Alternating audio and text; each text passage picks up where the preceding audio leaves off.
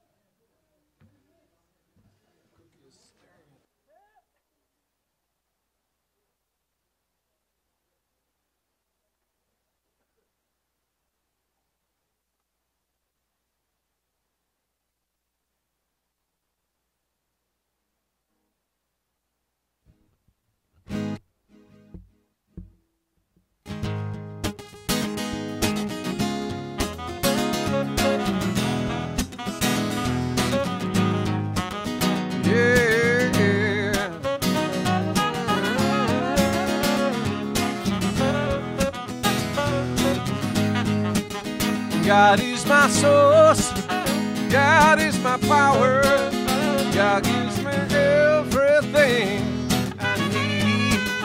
So I give thanks for all my blessings.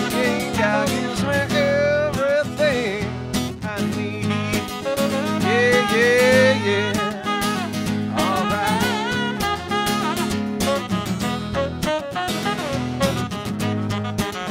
God is my source, God is my power, God gives me everything I need. So I give thanks for all my blessings. God gives me everything I need. God gives me everything I need. God gives me everything I need.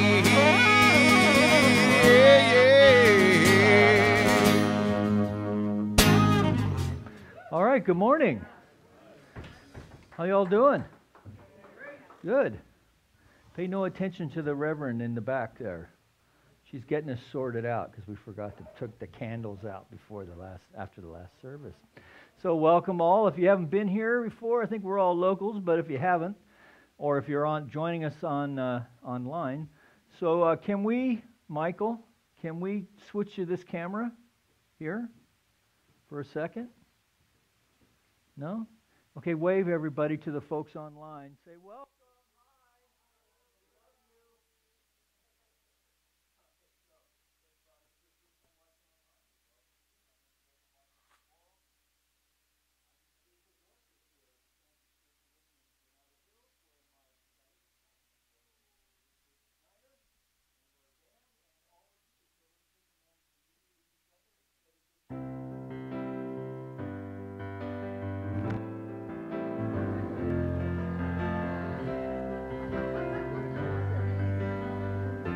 Hi there.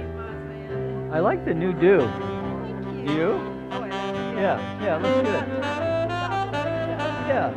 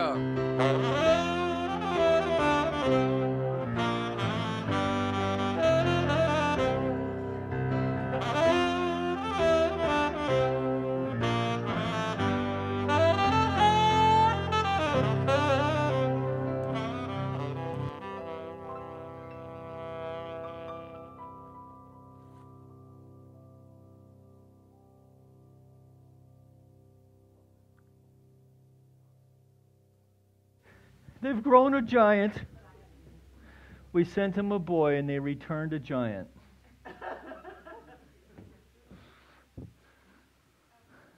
So we have one of our graduates from teen camp who went on to become a sailor in the Navy, and I think he just got out.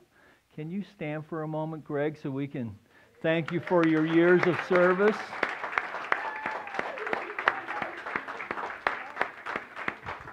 Yeah.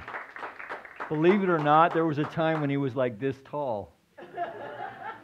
Yeah. So welcome home. It's good to have you. All right.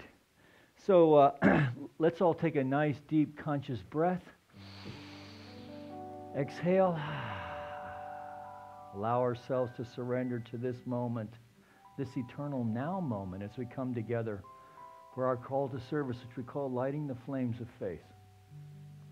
And we perform this ceremony to promote the universal consciousness of life, which acknowledges that all peoples, all faiths, all sentient beings come from the one great universal presence which we call spirit. Fundamental to this truth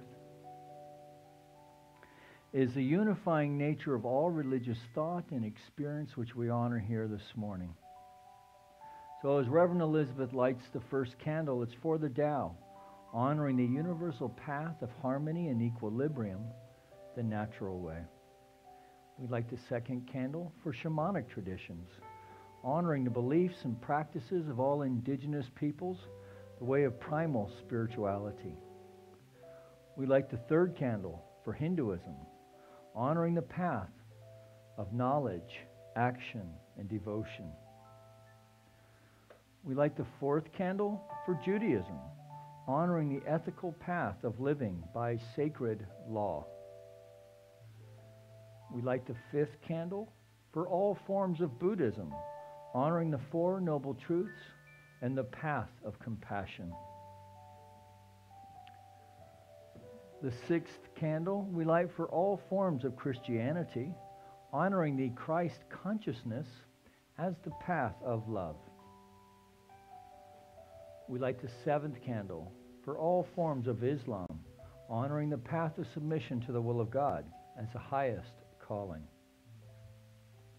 We light the eighth candle for the universalistic religion of Baha'i, honoring the path of unity and peace. We light the ninth candle for all forms of New Thought, honoring the metaphysical path of mental healing through the practice of universal spiritual principles. The 10th candle we light for all those who are as yet unaware of the power and presence of Spirit in their lives, and for the space we hold for them here at our center. And as Reverend Elizabeth lights the healing candle, please put silently into the light the names of anyone we wish to have experienced the healing flame of God's eternal love.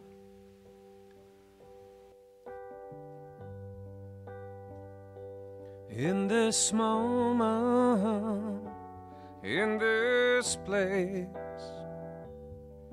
I remember who I am, letting fear and worry fall away from me. I open my eyes and I see there is only love. There is only love. Love that heals, love that sets us free. There is only love. So join me in consciousness, please, this morning, as I speak my word in the first person for each and every person here today, as I declare there is one power, and I'm an expression of that power. I know that my word has power. I know that my thoughts have power. I shift my thinking to address the challenges in my life as well as to change the conditions in my world. I draw on the spiritual directive, the directive of belief, knowing the answer to my prayer is in the prayer itself. And I know there is a power for good in this universe. I can use it. I use it to demonstrate good in my life. And in the conditions of the larger world, I know I am walking in a field, a cornucopia of good, the primordial essence from which all things are made and from which I draw my own substance and supply. And I direct my consciousness toward expression of love, peace, harmony, respect for myself and for the conditions I want to see change in the world. And I am heard as I speak my word to the cosmic essence. I experience the reply. There's only one power, one source, one life. That life is perfect. That life is my life now.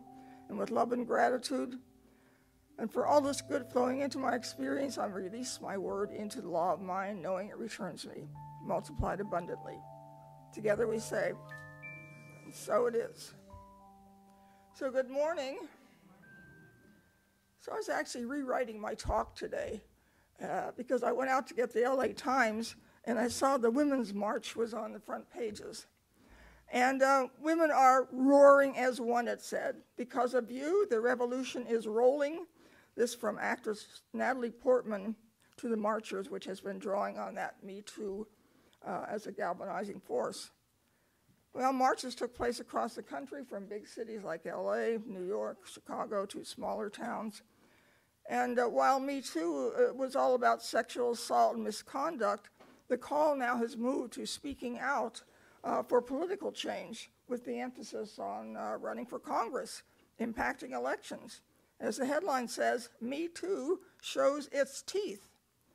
Well, I've had my own mixed feelings about the Me Too movement, but it is positive. Women are finding their voice and speaking out about sexual assault, sexual misconduct, and it's moved rapidly from the Hollywood scene into the mainstream and unleashing a lot of female anger and rage, and now we're seeing it unleashed in an amazing moment of female energy toward the political scene. So the coming year, 2018, should be very interesting. Now, in browsing the internet, I came across an author that I like, Ramit Sethi, and he had his 2018 manifesto, Rewriting Your Story. He notes that our lives are made up of stories, those we've told, those we believe, those we change. And we're influencing creating those stories by the people we're around, the experiences we had. And he asks, well, if you could change your story, you could open up entire possibilities that you never considered before. As you ask yourself, what if I did things differently and became the hero of my own story, then I would also look to the future. I would not dwell on the past. So perhaps that's part of this evolving story of the Me Too movement, because I've had my own reservations because of this emphasis on allegations without due process. Make an allegation, someone's career is over, he's out, maybe guilty, maybe not. As a mother and grandmother of a son, I have a son, 2 grandsons, I also have a granddaughter. I have concerns about young people navigating this sexually liberated culture with all these allegations of sexual harassment in colleges and now in the workplace. And of course, there are pretty serious consequences for the accused. So many victims have come out after months, years, decades after incidents, unreported at the time. Now, power dynamics are at play here. They say responsible for silence. They feared loss of jobs, of career. They didn't think they would be believed. There's safety in numbers, so they can speak out. So one friend in discussing this asked, well, what are the guidelines? Allegations are just lumped together into a spectrum of behaviors from criminal to inappropriate. There's confusion about what's acceptable today in the male-female interactions. Now, Sarah Davidson, she was writing in today's LA Times, she addresses that issue, and she says, the punishment should fit the crime. That means we need to accept that misbehavior is not black or white, falls along a continuum. At one end, we have like a rapist, serial predator. The other end is an obnoxious flirt. So as of yet, Me Too hasn't really grappled with that reality, and she suggests we need to define and acknowledge these different degrees of sexual harassment, and then work at finding what she calls restorative justice. Well, certainly Me Too and women's issues and women power are big topics on the internet. Topics like typical male behavior, the male gaze. I thought we often liked that. Conventional traditions of courtship, romance, the pursuit of women by men in hundreds of Hollywood movies, not to mention literature. James Bond, now there's a topic, hot topic. So are we going to see changes? I mean, I was reminded about my own story that I actually proposed to my husband. I was kind of the assertive one. I mean, looking back, I said to him, this was in Brussels, Belgium, I said, you're everything I ever wanted. And he's going, And I said, okay. Now, this was in the 60s, and I said, well, listen, I'll live with you for a year. No, like 6 months. No, I'll live with you 3 months. I figured 3 months, he could decide I wouldn't waste any more time on him.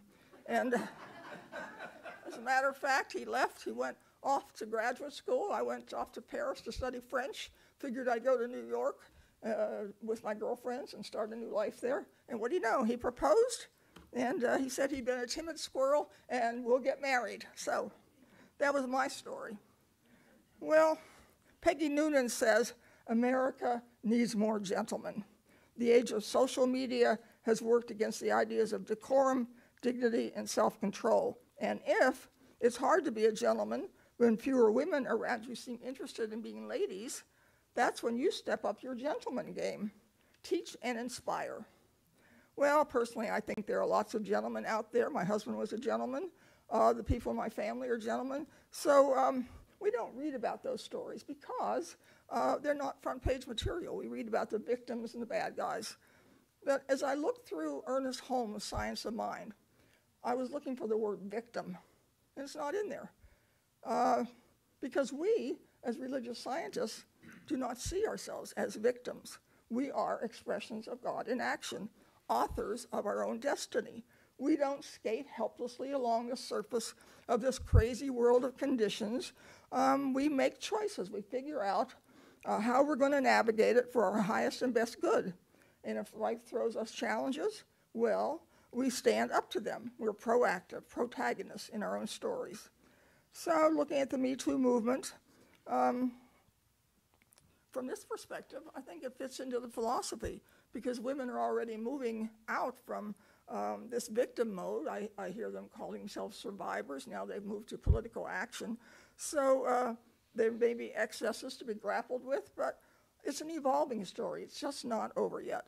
So let's just know, and we can tweet for that, a positive, healthy outcome for the highest and best good for all will come out of this for both men and for women. And so it is.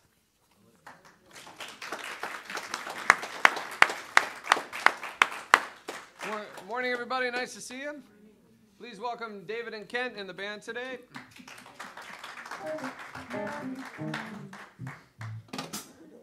And joining the group, our special guest guitar player today is the Reverend Mike McMorrow.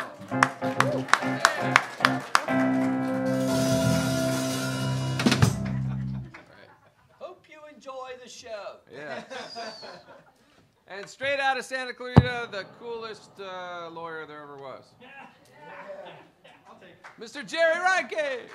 Here we go. 1, 2, 1, 2, 3.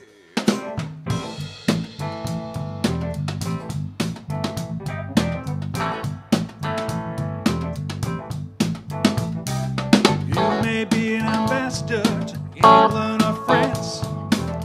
May like to gamble, may like to dance. You may be the heavyweight champion of the world. You may be a socialite with a long string of pearls, but you gotta have serve somebody. Yeah, you gotta serve somebody. It may be the devil, it may be the Lord, but you gotta have to serve somebody. Might be a rock and roll singer, act on the planet stage. Might have drugs at your command and women in a cage.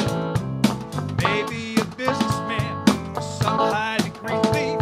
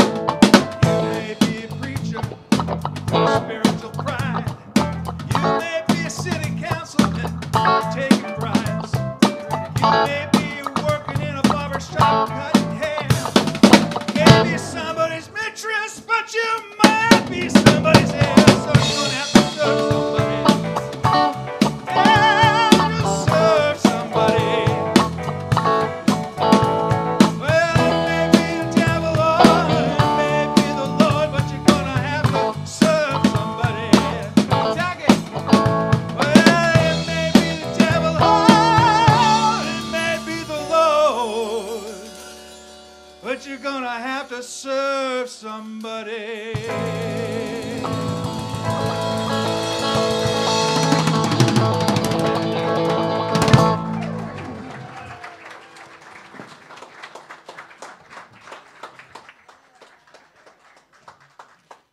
As a rocket today, including Reverend Mike. Well, we have announcements. Is the announcement person here? If not, I will read them. Okay, this week we have the Abraham Hicks group at 2 p.m. on 2 p.m. All right. Sunday, January 28th, we have the bereavement group. All right. Conscious Giving, please take a moment to review the annual Conscious Giving Pledge. It's in your program, and place it in the offering basket or in the inbox or on Aaron's desk. Extra forms are in Sparks Hall. Thanks, everybody, for your support.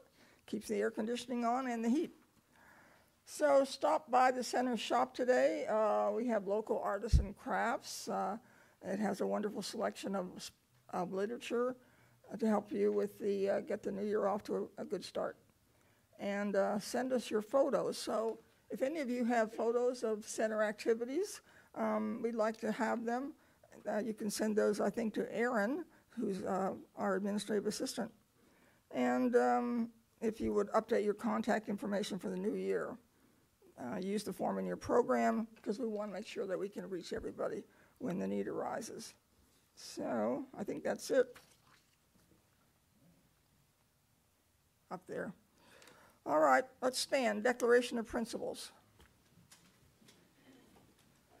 We believe in one universal spirit manifesting through all, natural and incarnated in us.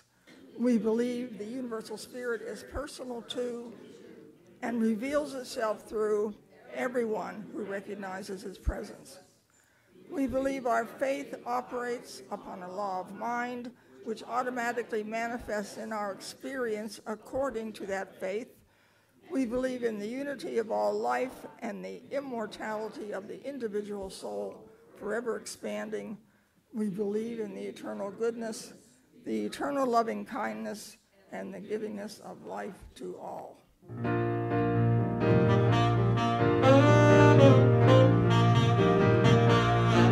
I release and I let go. I let the Spirit run my life, and my heart is open wide. Yes, I'm only here for God. No more struggle, no more strife. With my faith I see the light. I'm free in the Spirit. Yes, I'm only here for God.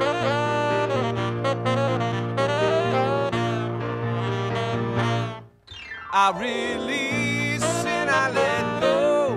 I let the Spirit run my life, and my heart is open wide. Yes, I'm only here for God. No more struggle, no more strife. With my faith I see the light. I'm free in the Spirit. Yes, I'm only here for God.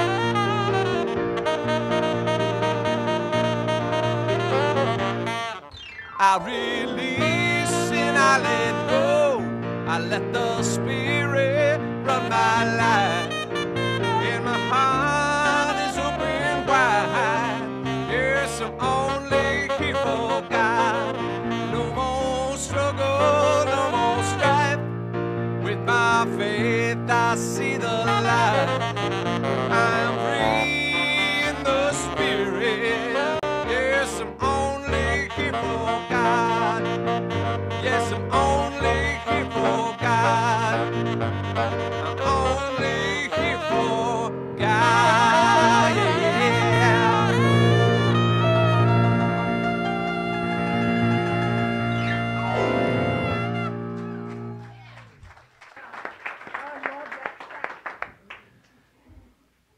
I think you pulled a read on that one, didn't you?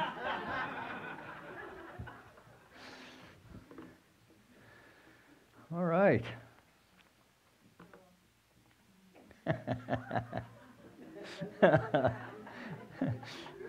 Said with love, said with love.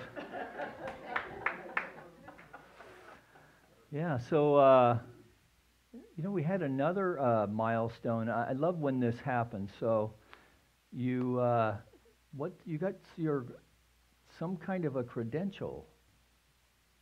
Yes. National Teacher Board certification. So, yeah, that's a win. Good for you. And it all happened because she goes to this church and it magically happened, right? And you got home safely from the Ukraine. Yeah, so great. Nice to have you back. All right, so no PowerPoint because I was so nervous about playing today that I walked out of the house without it. And my hands are almost stopped sweating. So this week's talk title is What It Does. And so what we're doing is we're going through the first 4 Roman numeral chapters of chapter 1, actually, the first 4 Roman numeral sections of chapter 1 in this book called The Signs of Mind and Spirit. And it's a thick book, but don't let that intimidate you because it's basically saying the same thing over and over again through 600 pages or whatever it is. And but the gist of what we're talking about here is in these first 4 Roman numeral chapters, and then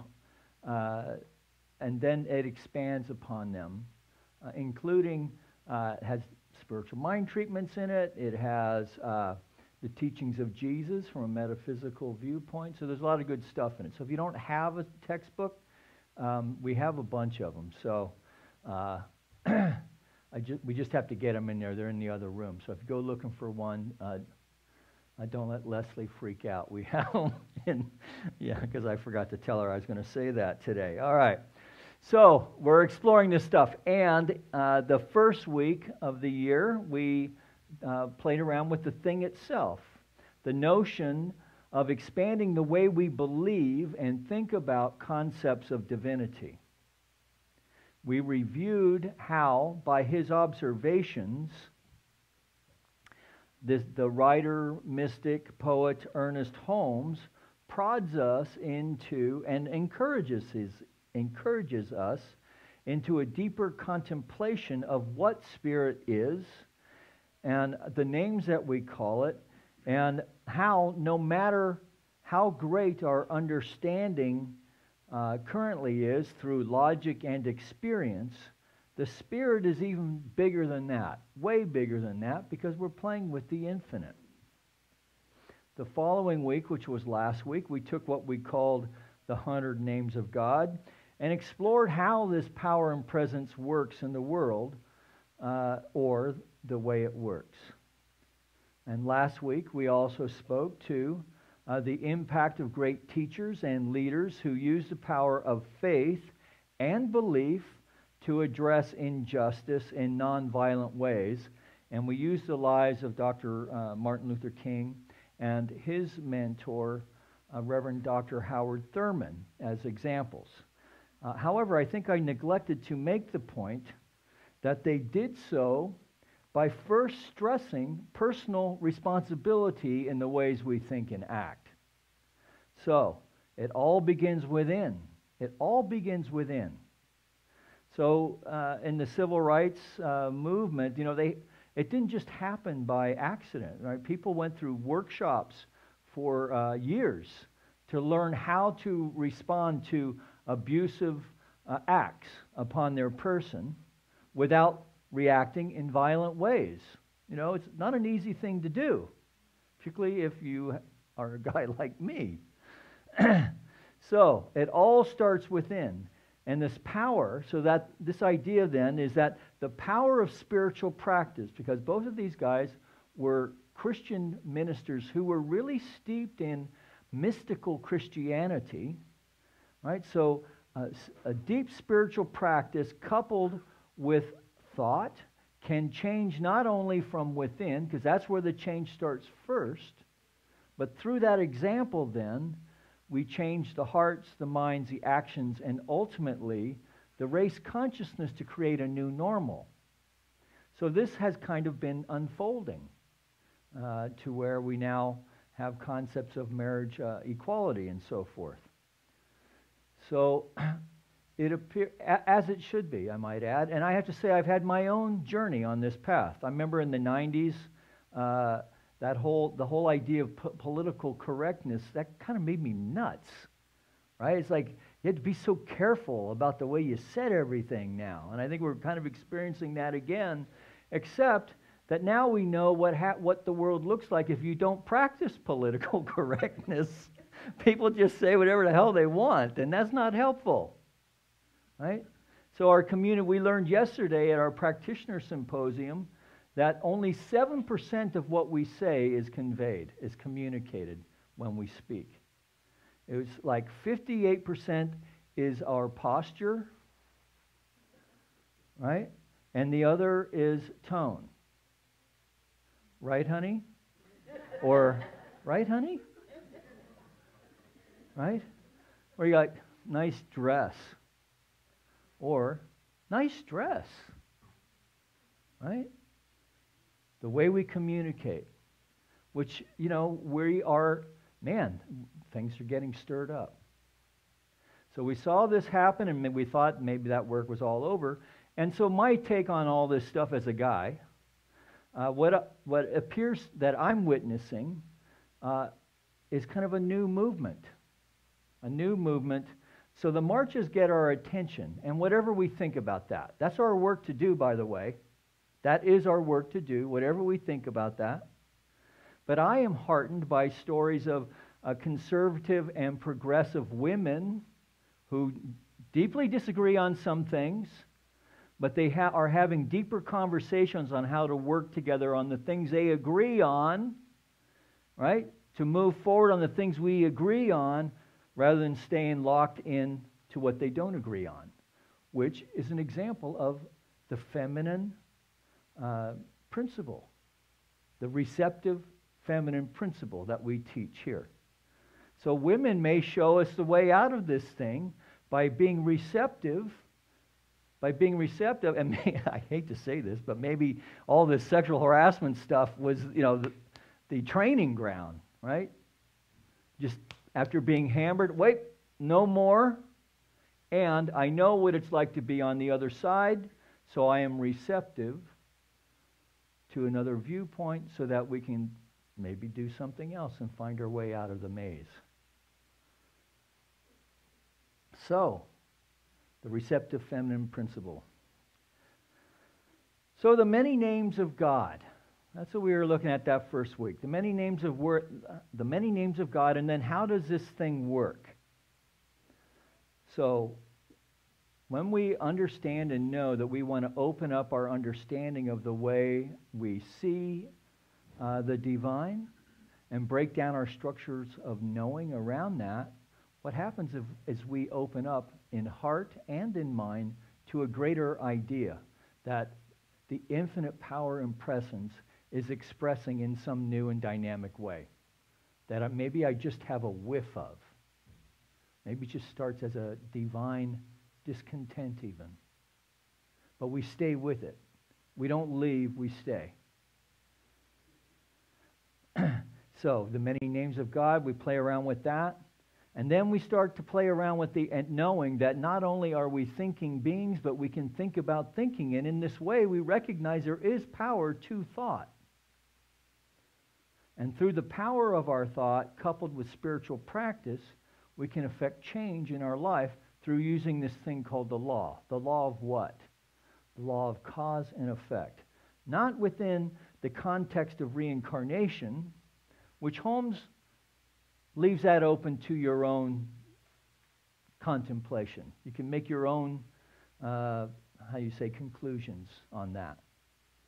So not in the ways of reincarnation, but understanding that our thought creates our experience. For every thought, there is a corresponding demonstration. So, there is a power. There is a power at work in the universe. And this power expresses itself in many things universally, from that there is no spot where God is not, that it's universal in nature, that expresses itself as light, love, beauty, and so forth, but also as intelligence, and that this intelligence is also universal in nature. That this intelligence that is the Alpha, the Omega, right? This undifferentiated substance that, as we explored in our class with Reverend Stephen this week, that is this power that is being unleashed in the Gospel of St. John, the Alpha, the Omega. This is what we're playing with. The self-contemplation of spirit of itself creates all of life, the seen and unseen, from itself, out of itself. In this way, the power, which is infinite, expresses itself from the undifferentiated substance of its own infinite nature to become the thing it thinks about. Hence, this power not only expresses itself in, through, and as itself, but also then experiences itself by means of the very act of creating and by bringing that active thought into form, into differentiated substance, if you will, a demonstration. So in a very real way, then, all of creation is an expression of the mind of the Spirit, by whatever name you call it. So, I was thinking about, we often use this idea that we are one in the Spirit, so that we are like the drop of seawater from the vast ocean of consciousness. But I was thinking about something that's a little closer to our life experience. So if you think about a big, infinite bowl, which has no limits, of cookie dough. Cookie dough that's thoroughly mixed, let's say chocolate chip cookie dough. All right? So we are the individualized expression of the infinite cookie dough of life as cookie. So everything that we have and everything that we express as cookie is the same thing as the dough. Yeah? No? Maybe so?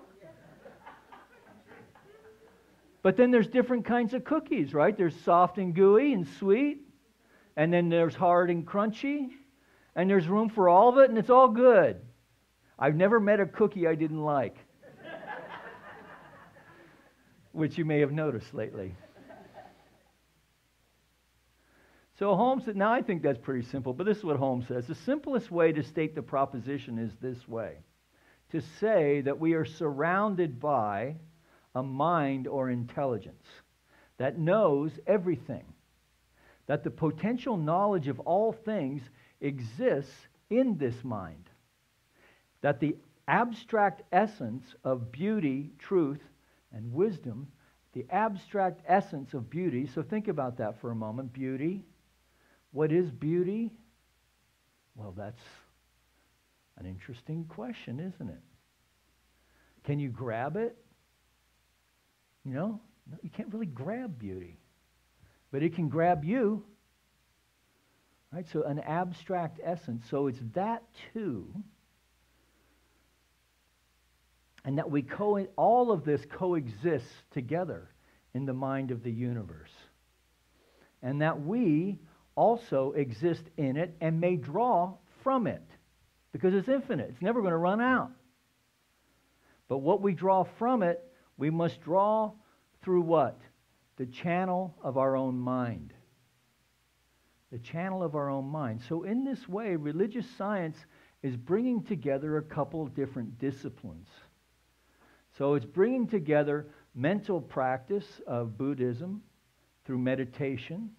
It's bringing through the revelations of the mystic aspects of Abrahamic religions, right? Of Judaism, of Christianity, of Islam.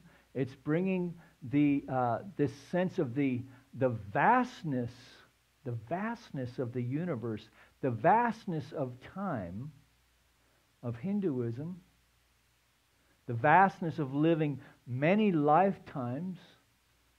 Right? So Krishna tells Arjuna when he's in conflict going into battle, where he sees his uncles across the battlefield, and Krishna says, what are you worried about?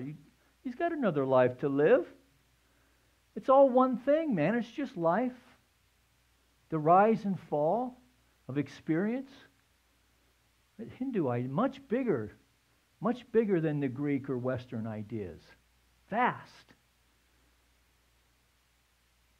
I think, if I remember right, I think it was the Hindus who came up with the idea of zero, or at least zero as infinity. Do I have that right, Steve?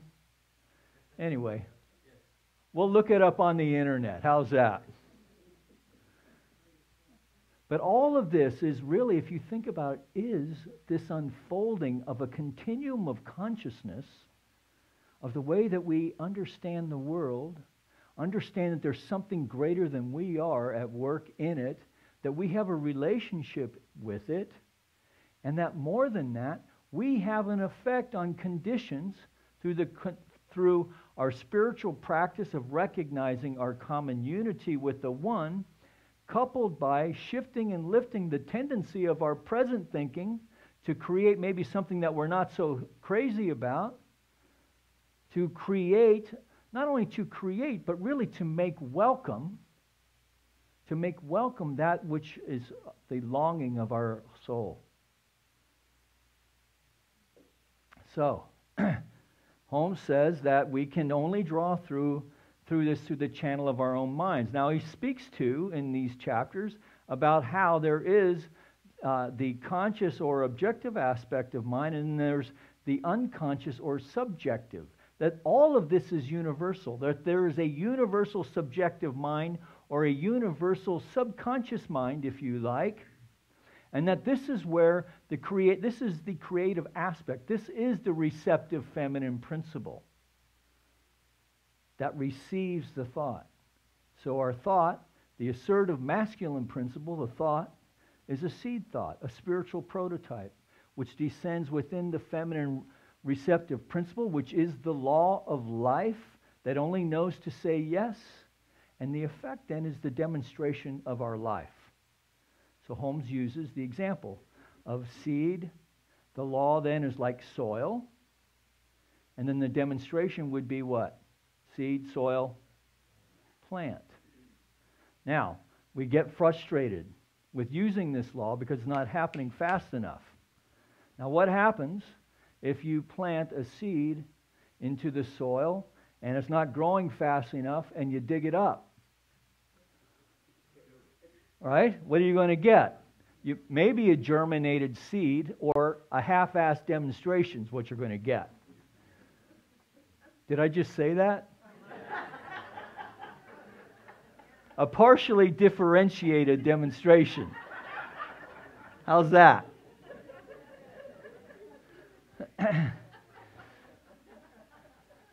Yeah. I'm just putting it in the language of my fathers. Yes, to the seventh generation. And he tells us this, that a conscious unity must be established. Unity with what? The Spirit. As you understand it. Before we can derive the benefits which the greater mind is willing to reveal or impart to us. So here we are presented with the first paradox of the teaching, that it's all here available to us, and we must be receptive. Because as the greatest metaphysician said, it's done unto us as we believe. So the Spirit can only give to us what we can take. It imparts of itself only as we partake of its nature, and can tell us only what we can understand. So here's the deal. If we are a demonstration of the thought of Spirit in its own self-contemplation, I want to experience more of myself through my creation. So I am going to create, I don't know if God thinks this way, right? Probably moves more like, because it's not bound by language. right? It's just this process in consciousness that creates human so that it can experience more of itself as its creation. So that each one of us then, so put your hand over your heart for a moment and just say, I am a point of creation in the universe. Now say, I am an infinite point of creation in the universe. Now say it like you mean it. I'm an infinite. Now let that sit with you. That's the potential. So what gets in the way? We just got to heal our old stuff, man. That's it. That's it. Challenge, struggle. So the song says, no more struggle, no more strife. Does that mean that everything just magically dissolves? And we're, kissing unicorns and, right, tripping over rainbows? No. Right? But what arises then, I thought I healed that 3 years ago. Look at it. Here it is again. Isn't it good to know? Isn't it good to know that at the center of my being is an aspect of the divine that is infinite in its power, that I feel its presence, that my heart is opening up right now, that open-heartedness is breaking down the structures of knowing in my mind so that I can now receive a divine impress of new and dynamic living ideas that impel me and nudge me and push me into ways of living that are far greater than my current reality. Even more than that the Spirit itself is pulling me into this expression, because it's a symbiotic deal. Spirit gets to express more of itself by means of the thing that we want to demonstrate. All we have to do is get our bloated nothingness out of the way of the power, out of the way of the divine circuits, and allow it to come forward. And whatever we are nudged to do, go do it. Right? It's like we can't, if we want to bench press 200 pounds, we're not going to do it by sitting on the chair thinking about it. We're going to have to get up and do something. Start with a few push-ups, maybe. Right? And then maybe have the kids sit on our shoulders while we do the push-ups. Right? And then the wife put a few slabs of granite on your shoulders. Whatever it takes us to get there. My point is, it's the omniscience of spirit, omnipotence of spirit, the all-knowingness of spirit. I think I said that's omniscience. I'm missing one. Omnipotent, omniscient, omnipresent, everywhere present, and then also omniactive. Right? This is why we say, treat and move your feet. What does treat mean? That we know that there's a new thought form, there's a new way of changing this thing that we're experiencing as life that maybe we don't want, or we want more of, whatever that is. Right? We're knowing that there's an infinite power and presence available to us that we are expressing as the thing, and that we understand that what we are looking for, we are looking with. And at some point we recognize there's only one power. One power. There's only one life. There's only one life. That life is God's life. That life is perfect. That life is my life now. There's only one life. That life is God's life. That life is perfect. That life is my life now. So, the Spirit can only give us what we can take. It imparts of itself only as we partake of its nature. It can tell us only what we understand, so we're opening up to greater understanding. The infinite knowingness then becomes our wisdom only in such degree as we embody its intelligence. So what does that mean? That we allow it to do its thing by means of us, our life, our experience, who we are, our being. It has been said that we can know God only insofar as we can become God. Have you heard this? This expression, that we become God. But what Holmes actually says is that this is a far-reaching thought and should be carefully scrutinized, because there are science of mind teachers who have people chant, "I am God." This one makes me crazy, to be honest with you. I challenged my ministerial class on it even. Must be carefully scrutinized. And Holmes says, in page 41 of the textbook, it has to be taken figuratively and not too literally, for we cannot really become God. We're not going to become the infinite cookie dough of the universe, right? But we can express cookie perfectly. Yes? But, here's the big but we can and do partake of the divine nature. And the universal does, the grand, does personify itself through us in varying degrees, according to what? Our receptivity to it.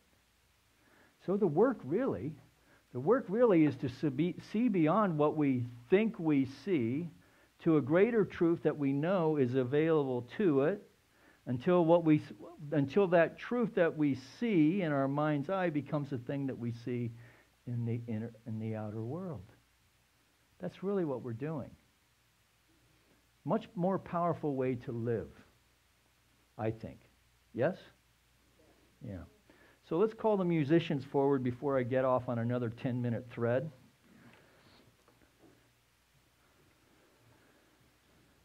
So here's a little closing thought. Let's take a deep breath. Ernest Holmes says this, and he calls it in the textbook, the riddle of simplicity. It's a beautiful and true thought to realize that every man stands in the shadow of a mighty mind, a pure intelligence, and a divine givingness.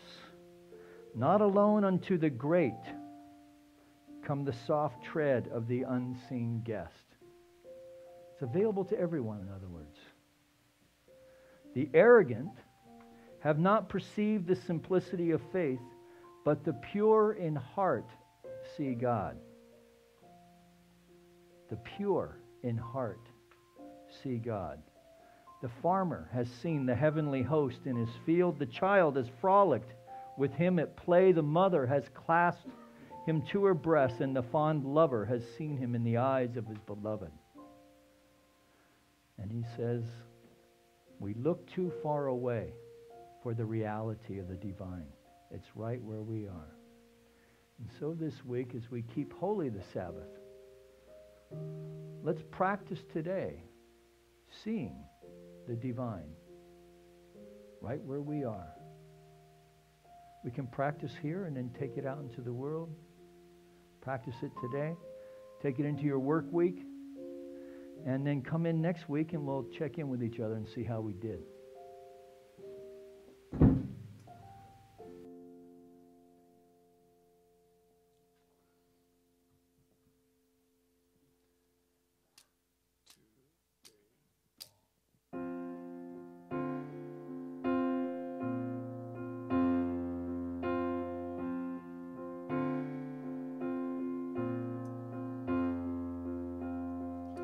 When the road gets dark, you can no longer see, just let my love throw a spark and have a little faith in me. Where the tears you cry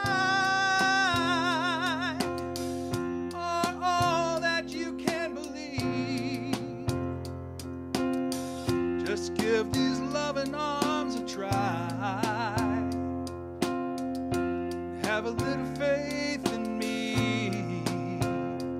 Have a little faith in me. Have a little faith in me. Have a little faith in me. Have a little faith in me.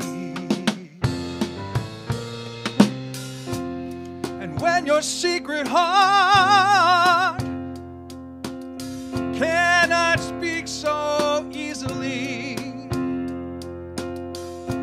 come here, darling. From a whisper start to have a little faith in me. When your back's against the wall, just turn around and you will see. I will catch you when you fall. Just have a little faith in me. Have a little faith in me. Have a little faith in me. Have a little faith in me. Have a little faith in me. I've been loving you for such a long time, girl, expecting nothing in return. Just have a little faith in me. You see, time is our friend, and for us there's no end. All you gotta do is have a little faith in me. I will hold you up. I said I will hold you up. Love gives me strength. Have a little faith in me. Said, hey, all you gotta do is have a little faith in me.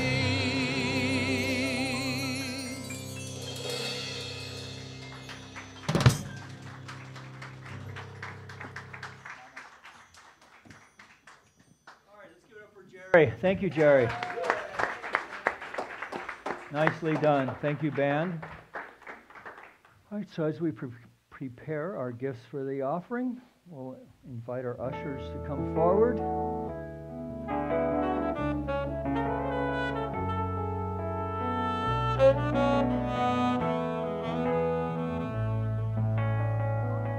Spirit gives through me, Spirit receives through me, Spirit lives and breathes through me.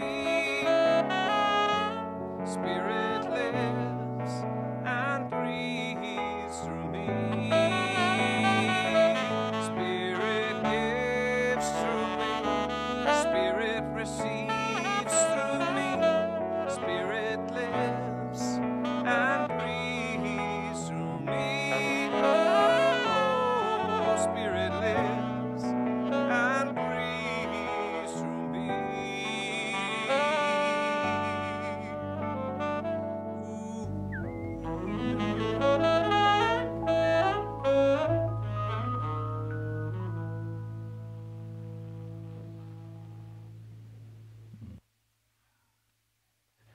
So as we come together in consciousness one more time, recognizing and knowing that the gifts presented here this morning are a demonstration of consciousness that knows and knows that it knows that God is our source, our substance, our supply. So from the generous heart of the individual from which these gifts have been offered here this morning, we, representing the heart of this spiritual community, accept these gifts with deep respect and love, knowing they go forth to heal, to prosper, and to bless the life of each one here this morning, the life of anyone connected to this center in any way, that we share this good news, this glad tidings, this blessing with our friends here in our community of Granada Hills, our city of Los Angeles, our state of California, our United States of America, all of its churches, temples, mosques, schools, universities, the people who attend them, the people who support them, for our planet as well, that we know that it all is expressing as spirit itself. And to the extent that we know this to be so, we see it demonstrating in all ways, great and small. It lifts our hearts, and empowers us into ways of spiritual living that not only raise ourselves, but we take others with us, and that's a good thing. And so we just know it's all good and acknowledge this by saying, and so it is. So please help me thank lovely Rita, Miss Chloe, and we're going to bring in the kids. We have 100 kids. All right, we'll bring them on in. It's an invasion of youth. Yes. All right. So, who is our Johnny? Is our spokesperson? How are you, Ben? I'm good. You had a good time? Yeah. Yeah, good. So tell them who you are. I'm Johnny. Johnny, and what would you like to share with us today? Okay, so I wanted to share that about my experience at camp. Great, go for it. So, the first night I was kind of like, it was okay. I was just like, I had anxiety, and then, I fell asleep like terrible. So like the first night was not so good, but the second night, the second day, we woke up and we did these games, and I like the games, but it's mostly the night that hits me really hard, and I had a big anxiety, and I just wanted to go home. I didn't want to be there, and then I just realized that how many people loved and supported me there, because they're like, yeah, you're here, and I'm glad you stayed, and then my family mom, she was like, you know, if you would have left, Family 12 would have been like Family 12, because that was my family group. And then the third day, I just loved it. I just stayed focused on what we did, and youth time was my favorite time, because I just got to sit out and look at the ocean and how it just calmed me, and it was so quiet, and it was nice and relaxing, and I just had fun, and yeah, it was nice. Nice, thank you.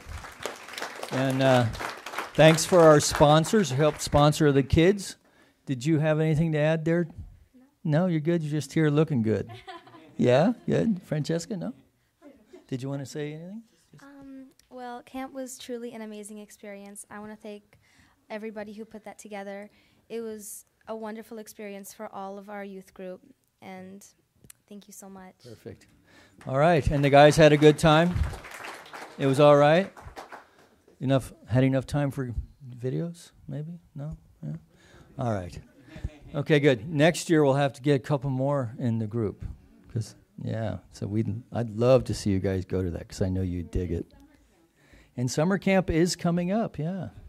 So would you like to share quickly, Janie? Okay. So you're with the tweens, right? Yeah, I was the only tween in the group today. Oh, okay. So today we're talking about the third step of treatment declaration, and we played the game of how it's like colored bananas and monkeys. It's called Go Climb a Tree. And we had fun, but we didn't get what we wanted.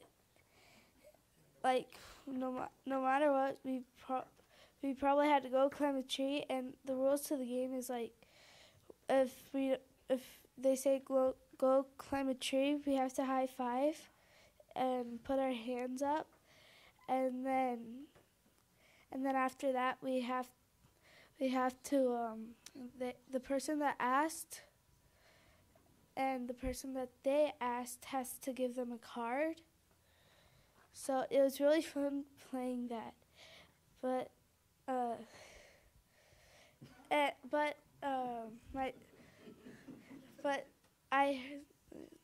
Alyssa told me a joke about a joke. Okay. A joke that it says, "What do you call a blind dinosaur?" And it says, and she said, "I think he didn't soar us." Sorry. Do you think he saw us? Yeah. Yeah. Thank you for laughing. Anyway, the game we played also had a tie into the third step of treatment that we can always ask. We don't always get right away what we want, but we can work toward that. And what did we say? Treat and move our feet. yeah, you can do that. You can work toward something, and you can begin to manifest that for yourself. And we put it out there, and we asked for different colored bananas, and eventually she won. After all that, she did really, really well. It's because I asked for monkeys, and the monkeys are like a wild card. If you have a wild card, then that's like your monkey, because monkeys, if you add it to 3, that we had to get up to 5. So I had 2 brown bananas and 3 monkeys. Okay. Thank you. Very good. Thank you. And quickly, we have our survivors of teen camp. I 3 youth advisors here, Nikki, Greg, and Claudia. So thank you for being there for them. All right, quickly. I just want to give everyone a special thank you for your support of our teen camp, because each and every child, along with us advisors, were transformed in some way. And to see the teens at camp and at moments see complete sheer joy of love across their face was just so profound. I think Greg and Claudia at one moment kept going, "Hey, look at that, look at them." And then I just want to give special acknowledgement to the Neelys, who had the faith and trust to let their 3 kids who've never gone to camp, been away from them, go to camp, because I know these 3 kids had a spectacular time. So Neelys, thank you for letting them go. All right. Very good. What's that? And we're doing a fundraiser next Sunday, bake sale, so for summer camp. Okay. One more. We had one. Tell them who you are. I'm Charlene, for those who don't know. Been here a very long time. I went to camp too. So we read The Secrets, The Power of Henry's Imagination. And in the story that we talked about, if you lose something, if you put enough energy into your imagination, that's going to come back to you. Cool. Thank you. All right, there's a lot of youth action today. So let's call Reverend Elizabeth up, who's going to pray us out. Maybe keep in your treatment work this week, Reverend Jessica, for continued recovery. My brother Steve, who had back surgery this week, and for my dear Aunt Kate in England, who made her transition last night. So we know she's on to the next great adventure. Okay. It's wonderful to hear from all of you young people. So join me in consciousness, please. We have our ministers and practitioners around the room. So join me as I declare right here and right now, there's only one mind, one universal creative intelligence, and one divine spirit that is in all and through all and is all. It is the essence of all that is. It is the creator that creates all. It creates me, flows through me, supports me, and expresses through me. I am an expression of that mind, that essence. I am an individualization of that intelligence. I am spirit, having a human experience. And right here and right now, I know that my thoughts and words have power, determine my objective experience. I take responsibility for those thoughts, those words, and actions. I merge this responsibility with spiritual practice to effect change in my life. And I expect the best. I live that the best becomes part of my experience. And I have patience that what I desire in my life unfolds on its own, in its own time, with correct results. I experience right and perfect action each day. And anything that may be impeding the forward movement of action, of good in my life, is dissolved. And I experience my own divinity as abundance, dynamic health and energy, creative expression, loving relationships, and more. And I gratefully receive and give thanks for this unfolding of right and perfect action and more. And I release my word into the law of mind, knowing it returns to me multiplied abundantly. And together we say, so it is. Please stand for the peace song.